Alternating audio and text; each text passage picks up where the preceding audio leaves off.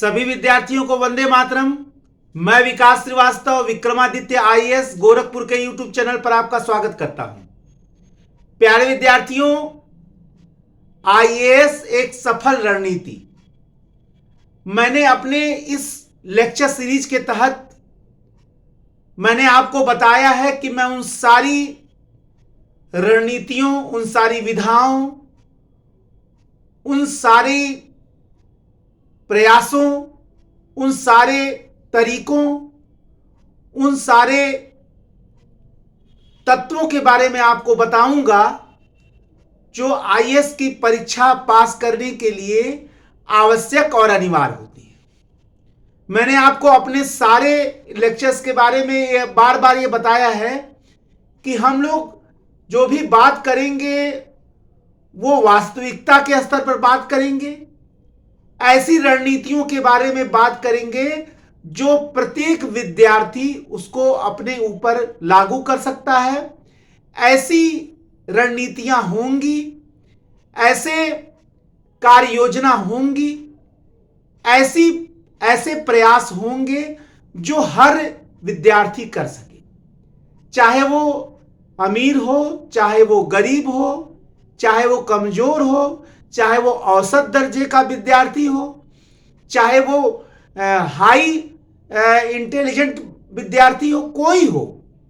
एक ऐसा सामान्य विद्यार्थी जो तन मन भावना आत्मा श्रद्धा और आस्था से आईएएस बनना चाहता है और उसके मन में आईएएस बनने का जुनून है, ऐसा प्रत्येक विद्यार्थी इन समस्त रणनीतियों को अपने सफलता का आधार बना सकता है, जो मैं आपको बताऊंगा। मैंने ये बताया कि अपने इस लेक्चर सीरीज के तहत मैं अपने सारे अनुभव शेयर करूंगा, उन समस्त रणनीतियों को आपके समक्ष रखूंगा जो 20 वर्ष के अनुभव से मैंने प्राप्त किया, और तमाम यूपीएससी टॉपर्स, चाहे वो पीसीएस टॉपर्स, चाहे स्टेट्स प्रोविंशियल सर्विसेज टॉपर्स जो भी हों, उन समस्त विद्यार्थियों के द्वारा जो भी एक अनुभव शेयर किया गया और मैंने जो प्राप्त किया, इस समस्त अनुभव को आपके समक्ष रखूंगा, जिसके तहत मैंने पहला कल बताया था कि जो तैयारी हो रही है वो योजनाबद्ध होगी। नेक्स्ट लेक्चर में आज हम लोग बात करेंगे आईएएस एक सफल रणनीति के तहत। आज नेक्स्ट लेक्चर में जो हम लोग बात करेंगे वो है परीक्षा प्रणाली एवं पाठ्यक्रम विश्लेषण।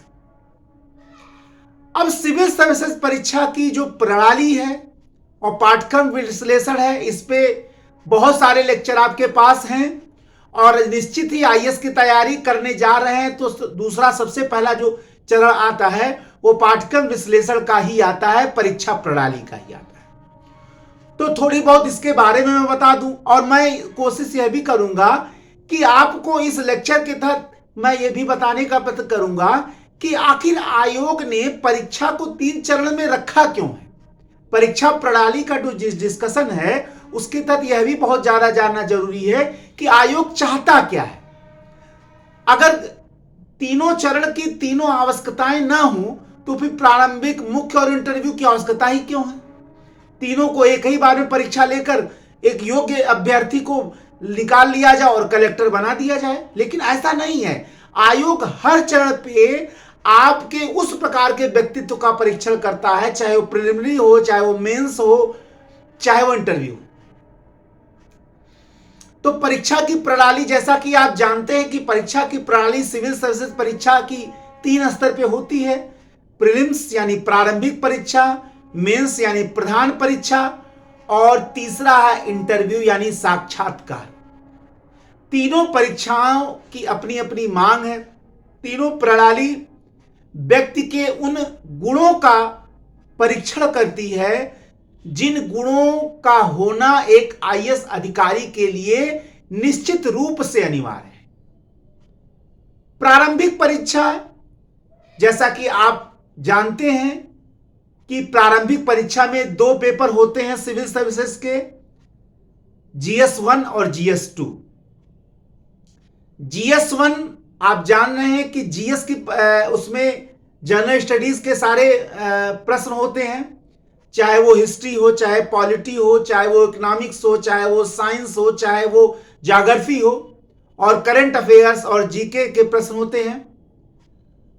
ये एक मेरिट निर्धारित इसी से होता है। और एक दूसरा पेपर जो जीएस सेकंड जिसको कहा जाता है, जो जनरली सीसेट का होता है, सिविल सर्विसेज एप्टीट्यूड टेस्ट, जो पहले नंबर जुड़ता था लेकिन अब ये मात्र क्वालिफाइंग हो गया है। 200 नंबर के पेपर होते हैं, लेकिन जो मेरिट बनेगा वो जीएस के पेपर, फर्स्ट के पेपर से बनता है, जिसमें जीएस के शुद्ध प्रश्न आते हैं। लेकिन जो सेकंड पेपर है सी सेट का, वो क्वालिफाइंग होता है, उसमें बस आपको पास करना रहता है। ठीक है, CSAT civil services aptitude test पहले ला दिया गया, हालांकि यह एक गणितीय परीक्षण बनकर रह गया। हालांकि आयोग ने इसमें, चाहे वो अंतर व्यक्तिक कौशल हो, चाहे वो निर्णयन हो, चाहे वो बोधन क्षमता हो, और बहुत सारे मैथमेटिक्स और रीजनिंग इंग्लिश के प्रश्न रख के आयोग ये चाह रहा था कि व्यक्ति के अंदर निर्णयन की क्षमता है कि नहीं, कि अंतर व्यक्तिक कौशल है कि नहीं, ये सारी चीजें जांचना चाह रहा था। लेकिन कहीं ना कहीं एक गणितीय परीक्षा बनकर रह गया, और उन तमाम विद्यार्थियों के लिए ज्यादा सरल हो गया जो एक दिन या वनडे परीक्षा की तैयारी कर रहे थे। बाद में आयोग ने इसको क्वालिफाइंग बना दिया, इसमें इंग्लिश वगैरह भी बच्चों को ज्यादा परेशान कर रहा था। तो अब जीएस फर्स्ट का जो पेपर है वही निर्णायक बन के रह गया, यानी उसी से मेरिट बनेगा। लेकिन सी सेट का पेपर आपको क्वालिफाइंग करना है, और बहुत इजी होता है, इसमें आपको डरने की कोई आवश्यकता ही नहीं है। मैं इसके लिए अलग से एक लेक्चर वीडियो बनाऊंगा, पूरे सी सेट के लिए मैं एक अलग रणनीति आपको बताऊंगा, और जो मेंस का पेपर है वो उसके लिए भी अलग से, सबके स्पेशल लेक्चर अलग से होंगे भी। लेकिन अभी हम बिल्कुल क्रम से चल रहे हैं। जैसे एक बच्चा शुरुआत करता है, जिसको कोई ज्ञान नहीं है, जिसके पास कोई मार्गदर्शन नहीं है, जिसके पास कोई मदद नहीं है, जिसके पास कोई भी आधार नहीं है, उस विद्यार्थी को हम स्टेप बाय स्टेप तैयारी करवा रहे हैं। मेरा यह लेक्चर इसी उद्देश्य से दिया ही जा रहा है कि स्टेप बाय स्टेप आप चले। हर पर मैं अलग से लेक्चर लाऊंगा। मैंने बताया कि ये बहुत सारे लेक्चर वीडियो होने जा रहे हैं, इसके तहत ये पूरा एक एक करके स्टेप बाय स्टेप मैं बताऊंगा। ठीक है, तो पहले वो हो गया कि आप योजना बना लेंगे। योजना के बाद आप सिलेबस का डिस्कशन करेंगे, यानी सिलेबस का आप अध्ययन करेंगे जो मैं बता रहा हूं। इसके बाद आप तय करेंगे कि कौन सा हम वैकल्पिक विषय ऑप्शनल लें, क्योंकि जीएस का तो कंपल्सरी है, वो तो आपको लेना ही लेना है।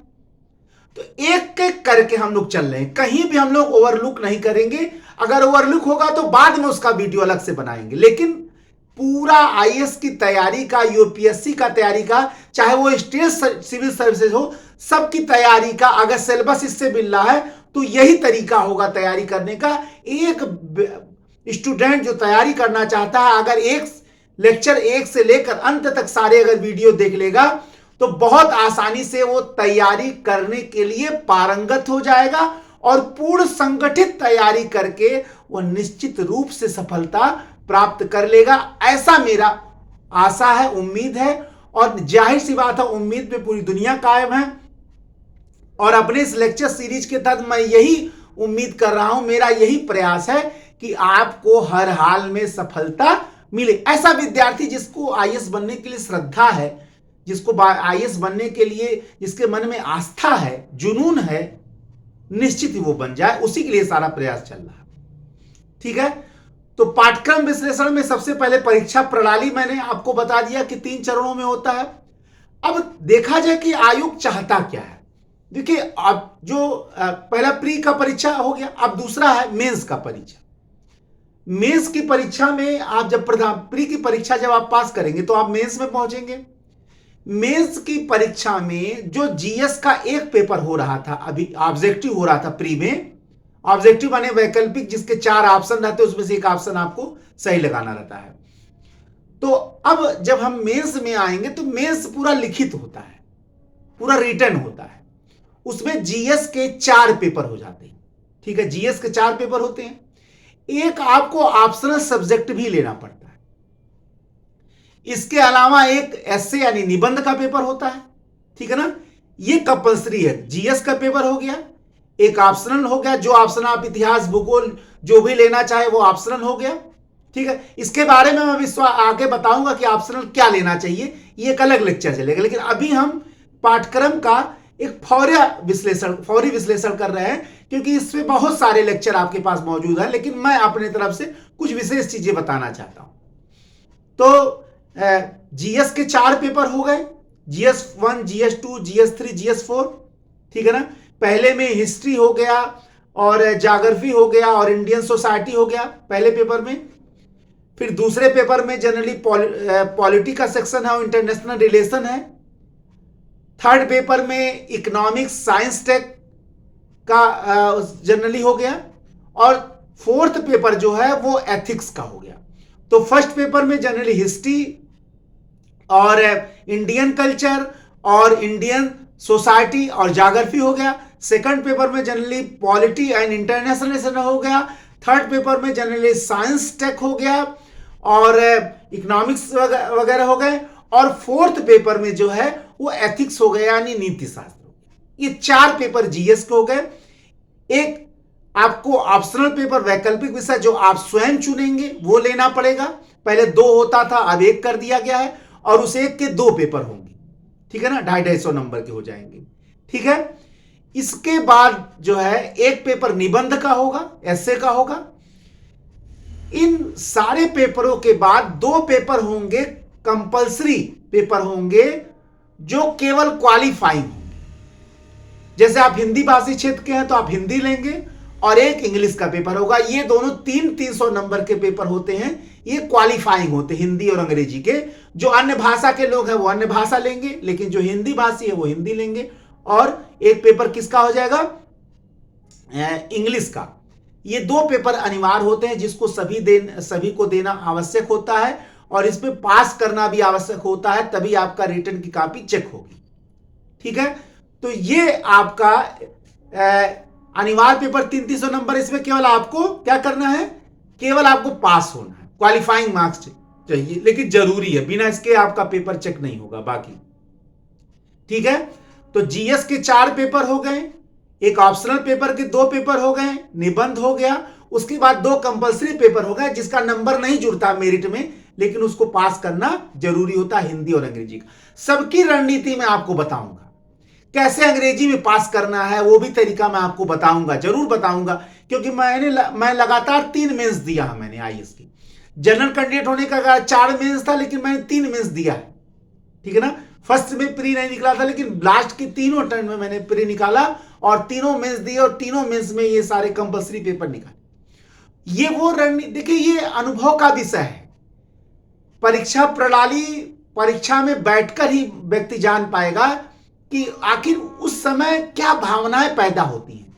जब भी लड़का देता है एग्जाम, तो मैंने आपको बताया कि एग्जामिनेशन हॉल का जो सिनारियो होता है, जो माहौल होता है, वो जाहिर सी बात है किसी भी टेस्ट सेंटर पे नहीं मिल सकता है, किसी भी कोचिंग में नहीं मिल सकता है, घर पर नहीं मिल सकता है, वो उसी हाल में ही मिलता है। उसी के लिए आपको तैयार होना। तैयारी जो साल भर, 2 साल 3 साल चलती है, वो एग्जामिनेशन हॉल के उन्हीं घंटों के लिए तैयारी होती है, कि उस घंटे में हम कैसे लड़ेंगे, कैसे हम प्रश्नों को हल करेंगे। पूरी लड़ाई उसी की है, क्योंकि असली जो प्रदर्शन है आपकी योग्यता का, वो तो वही ना होने वाला है।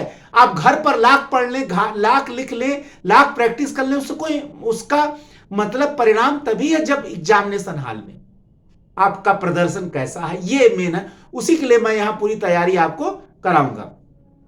मेंस की परीक्षा का सिलेबस हो गया, 300 नंबर का कंपल्सरी हो गया। बाकी सारे पेपर जो मैंने बताए वो सब 250 नंबर के होते हैं।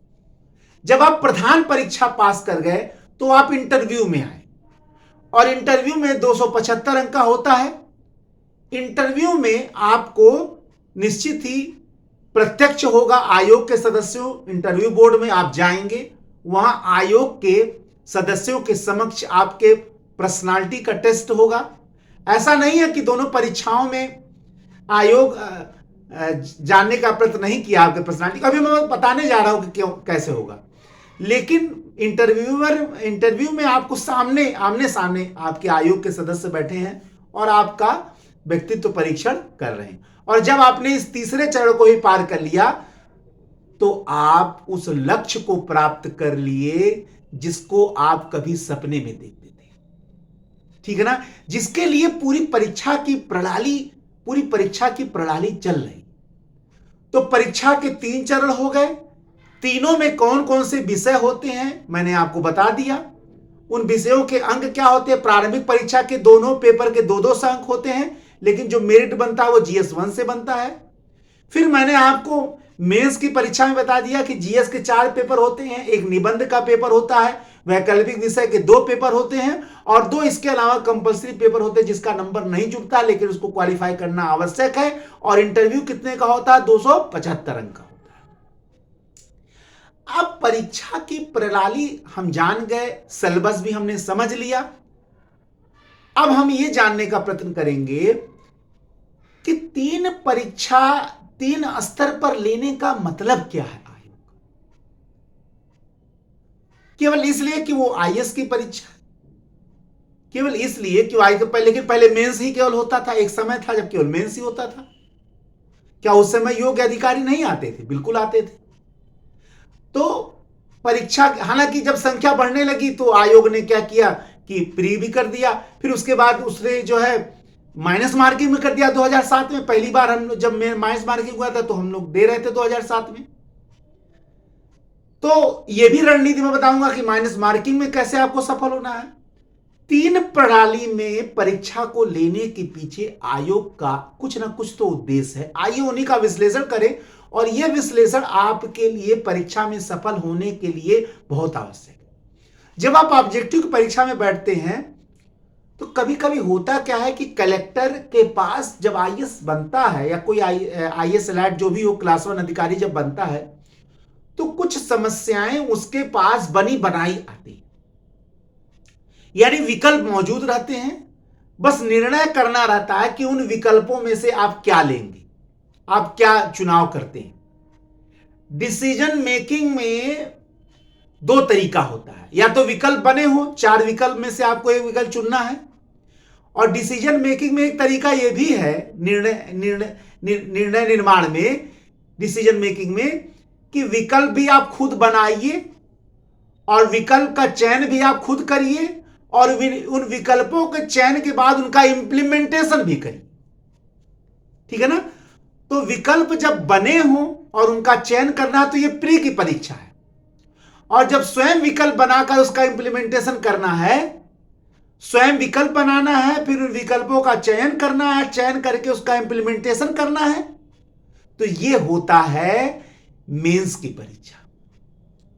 प्री के परीक्षा में आयोग आपके आईएएस होने की उस प्रतिभा का मूल्यांकन करना है कि अगर संविधान और कानून के तहत आपको बने बनाए नियम दे दिए गए हैं और उसी के अनुसार आपको निर्णय लेना है, तो 4 विधानों में से, 4 कानूनों में से आप किस कानून का पालन करके कानून व्यवस्था की स्थापना करेंगे। इस भावना का भी परीक्षण होता है। इसलिए 4 विकल्प दे दिया गया है, चारों विकल्प में एक सही है। अब तो देखिए आपकी डिसीजन मेकिंग का जो प्रश्न आता है अंतर्वैयक्तिक कौशल में, उसमें चारों विकल्प कुछ ना कुछ सही थे, लेकिन एक सही होता है, एक सबसे ज्यादा सही होता है, एक उससे कम सही होता है, एक उससे कम सही होता है। यानी कोई विकल्प ऐसा नहीं है जो पूर्णतः गलत हो, लेकिन उसमें आपको मूल्यांकन कर रहा था कौन सबसे सही है। तो आयोग ये जानना चाहता है ऑब्जेक्टिव या प्रारंभिक परीक्षा में कि आप बने बनाए सधे सधाए कार्यक्रम में, सधे सधाए उत्तर में से आप सबसे सही कौन सा उत्तर ले रहे हैं। हालांकि प्रारंभिक परीक्षा में जीएस के प्रश्नों के तहत बाकी सब गलत होते हैं, केवल एक सही होता है, लेकिन कहीं ना कहीं 4 उत्तर तो आपके समक्ष आ गए हैं ना, उसी में से एक सही है, उसी में से एक सही है। तो उसी सही का आपको निर्णय करना है, यानी उत्तर आपके सामने है, आपको सही उत्तर का चुनाव करना है। यही सिचुएशन एक कलेक्टर के समक्ष आता है कि बहुत सारे भ्रामक विकल्प उसके साथ मौजूद रहते हैं, समक्ष मौजूद होते हैं, उनमें से एक सही विकल्प का उसको चुनाव करना रहता है जिससे कानून व्यवस्था की स्थापना वो कर सके। ठीक है। तो प्रारंभिक परीक्षा का यह मानक है, हमेशा याद रखिएगा कि वह आपके बने बनाए विकल्पों की जो क्षमता है उसका मूल्यांकन कर रहा है आयोग। अब आइए मुख्य परीक्षा में। मुख्य परीक्षा में आयोग ने एक प्रश्न आपको दे दिया। अब प्रश्न का उत्तर, अगर 10,000 बच्चे परीक्षा में बैठ रहे हैं तो 10,000 बच्चे 10,000 तरीके से उसको लिखेंगे। अब एग्जामिनर की तर्क बुद्धि देखिए।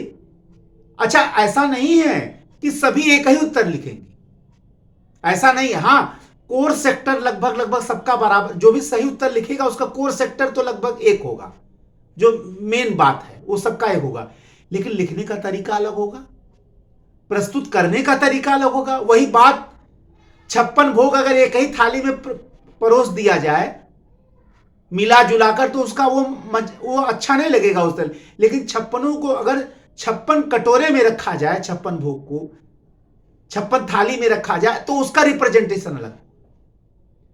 अब आपके पास प्रश्न आयोग ने दे दिया है, अब आपको स्वयं उसके उत्तर का फॉर्मेट करना है, और जो सबसे अच्छा फॉर्मेट आपके दिमाग में तैयार हो रहा है उसी को इंप्लीमेंट करके वहां क्या करना, लिखना है।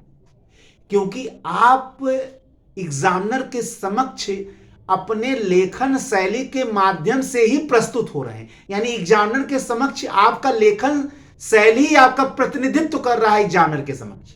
यानी जो लेखन शैली आप प्रस्तुत कर रहे हैं वही आपका प्रतिनिधित्व एग्जामिनर के समक्ष कर रहा है। आप कितना जानते हैं इससे मतलब नहीं है, आप एग्जामिनर को कितना जनाते हैं इससे मतलब है।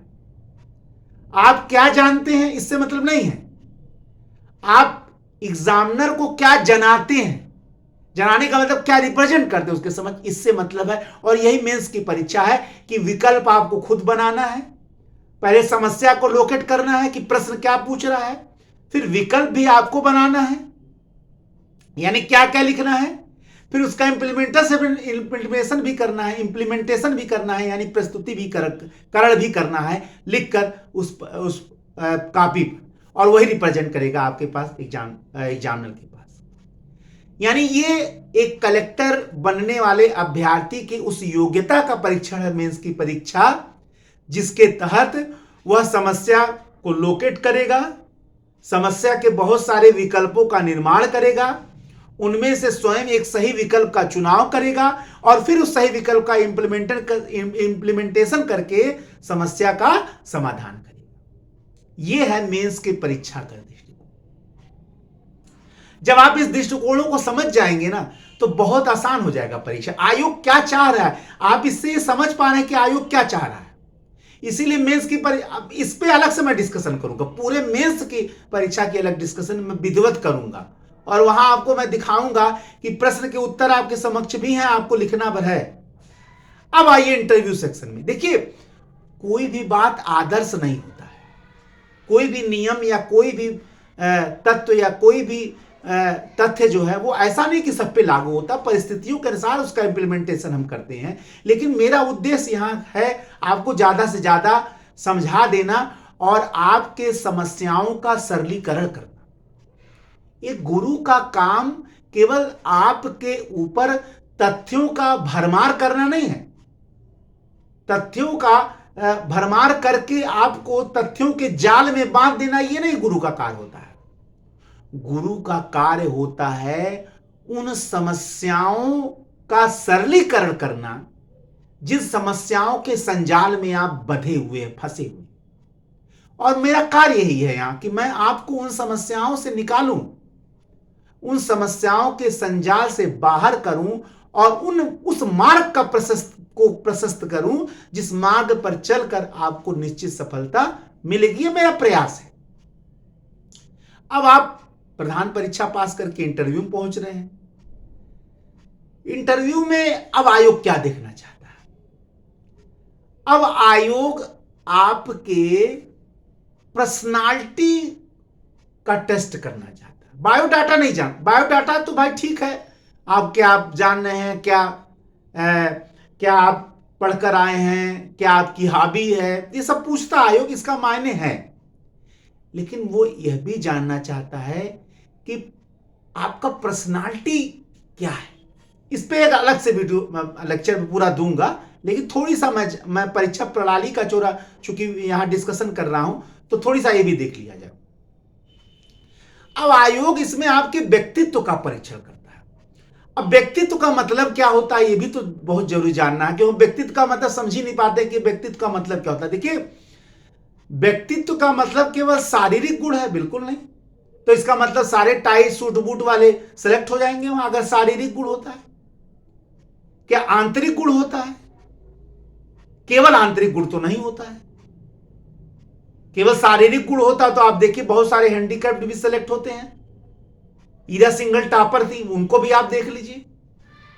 तो आप कैसे कह सकते हैं केवल शारीरिक गुण होता है? केवल मानसिक गुण भी नहीं होता है कि आपके अंतर भावना, अंतर बोध या मानसिक क्षमता या वाक पटुता, क्या केवल इसी को चेक करता है? बिल्कुल नहीं है। देखिए, व्यक्तित्व का मतलब होता है शारीरिक और मानसिक गुणों का संगठन। शारीरिक और मानसिक गुणों का संगठन। आयोग आपसे यह देखना चाहता है कि एक आईएएस अधिकारी के रूप में अपने शारीरिक और मानसिक गुणों के प्रयोग के माध्यम से आप समस्याओं का कितना सरलता से समाधान कर पाएंगे। वो क्षमता आपके अंदर है कि नहीं, दूसरों से बात करने की, समस्या समाधान करने की, अपने बातों को प्रस्तुत करने की, समस्याओं की जब परिस्थितियां उत्पन्न हो जाएं तो उन परिस्थितियों से जूझने की आपके अंदर क्षमता है कि नहीं। इसलिए बहुत ज्यादा रटा रटाए उत्तर यहां नहीं देना है आपको। यहां अपनी मानसिक और शारीरिक क्षमता से जो आप प्रस्तुत करेंगे। इसलिए देखिए, बहुत लोग ऐसे होते हैं जो तथ्यात्मक प्रश्नों का उत्तर गलत दे के चले आते एग्जाम में या नहीं दे पाते हैं, तो उनको लगता है कि इंटरव्यू में बहुत खराब चला गया है, लेकिन जब उनका रिजल्ट आता है तो सेलेक्ट हो जाते हैं। क्योंकि आयोग आपके तथ्यों का परिचय वहां थोड़ा ले रहा है, वो तो आपका प्री और मेंस में ले चुका है। अब वो देखना चाहता है कि आप समस्याओं को कैसे टैकल कर पाते हैं, किस प्रकार से आप समस्याओं से जूझ पा रहे हैं, किस प्रकार से अपने व्यक्तित्व का आप परिचय दे पा रहे हैं, उन परिस्थितियों से लड़ने में, उन परिस्थितियों के समाधान में। ये सारी चीजें देखना चाहता है। इसलिए वहां आपको अपने सही योग्यता का प्रदर्शन करना, वहां आपको अपने क्षमता का प्रदर्शन कर, अंतर्निहित क्षमता का प्रदर्शन करना। जो आपके अंतर्निहित क्षमता है उसका वहां आपको प्रदर्शन करना है, और वही असली परीक्षण, वही असली वहां व्यक्तित्व परीक्षण होता है। और जो लड़का इंटरव्यू के इस रहस्य को समझ लेता है वो बहुत आसानी से इंटरव्यू निकाल लेता है। हालांकि कहना यहां सरल है और वहां जूझना कठिन होता है, ये तो एक अलग की बात है। लेकिन वास्तविकता यही है जो आप लोगों को समझना है। इंटरव्यू बोर्ड में यही देखा जाता है हर जगह, लगभग कम से कम सिविल सेवा परीक्षा में तो यही देखा जाता है। हालांकि पूछने वाले अलग अलग भी होते हैं, ऐसा नहीं। मैंने बताया कि कोई भी आदर्श सब पर लागू नहीं होता, मैं बार बार आपको बता रहा हूं, ठीक है ना। तो आज हम लोगों ने अपने इस लेक्चर के तहत आईएएस एक सफल रणनीति के तहत परीक्षा प्रणाली और पाठ्यक्रम विश्लेषण पर चर्चा किया। नेक्स्ट लेक्चर में हम फिर एक नए सीरीज लेक्चर को लेकर आपके समक्ष उपस्थित होंगे। तब तक के लिए जय हिंद, जय भारत, वंदे मातरम। धन्यवाद।